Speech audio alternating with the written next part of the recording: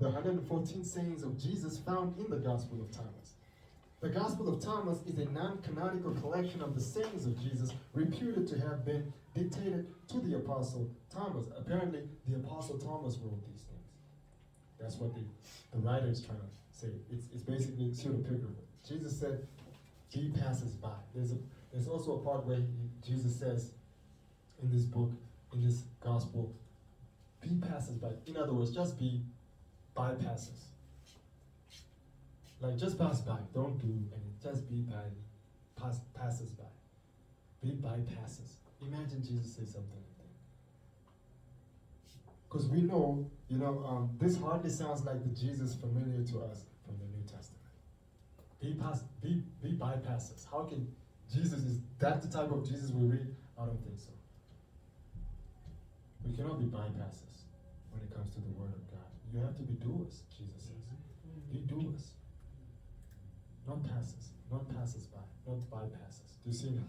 And so this, and it's also in this gospel. And so this gospel didn't make it into the canon because of some things are not making sense, and it doesn't teach the same thing. It doesn't also promote the same character of Jesus, which we read in the New Testament, in the 4 Gospels.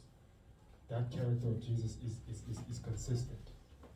It's the same Jesus in all the different Gospels. Even though he might be saying differently or different things that he says, it's still the same. It teaches the same character.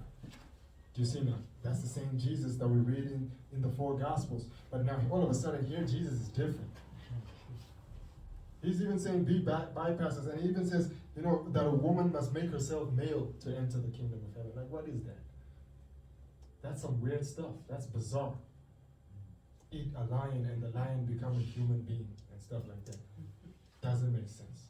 Do you understand what I'm saying? Mm-hmm. So one of this gospel, it is from the Gospel of Thomas, one of the earliest remakings of Jesus after the 4 canonical gospel. This gospel must have seemed to have some ancient readers, as it does even scholars today, as a riddle wrapped in a mystery inside an enigma. In Winston Churchill once said of Russia, from Russia, this guy, the strange world of the Gospel of Thomas. He's talking about this after he read this.